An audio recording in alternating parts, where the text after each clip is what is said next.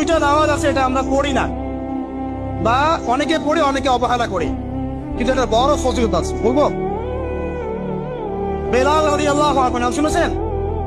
যখনই নবী সাল্লাল্লাহু আলাইহি ওয়াসাল্লাম জান্নাতে যেতেন, তখনই তিনি তার বেলাল রাদিয়াল্লাহু আনহু পায়ের শব্দ শুনতে পারতেন। তো বেলাল রাদিয়াল্লাহু আনহুকে তিনি জিজ্ঞাসা করলেন, হে বেলাল, তুমি কি এমন আমল করো যার ফলশ্রুতিতে তুমি জান্নাতে আমার সামনে সামনে হাঁটছো? সুবহানাল্লাহ। তখন তিনি বলছেন, ইয়া রাসূলুল্লাহ, আমি তো এমন কোন আমল করি না, আপনারা যা করেন তাই করি, তবে যখনই আমার ওযু ছুটে যায়, ওযু ভেঙে যায়, আমি তখনই ওযু করি, আর সেই ওযু দিয়ে আমি 2 রাকাত নামাজ। আপনি আল্লাহ পাকের তাওহীদের ওসিলা দিয়ে দোয়া করেন।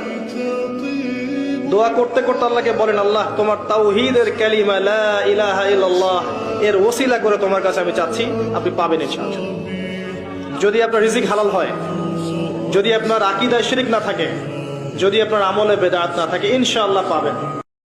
তওবা করে ফিরে আসলে পরে শুধু প্রটেস্ট্যান্ট ভার্সনে মুখে মুখে আস্তাগফিরুল্লাহ পড়াটা যথেষ্ট না, মন থেকে ফিল করতে হবে এবং জীবনের যে পাপগুলো আমি করে এসেছি এগুলোকে রিকভার করতে হবে।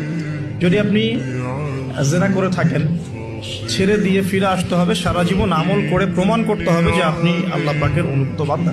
শুধু মুখে বলা যথেষ্ট নয়।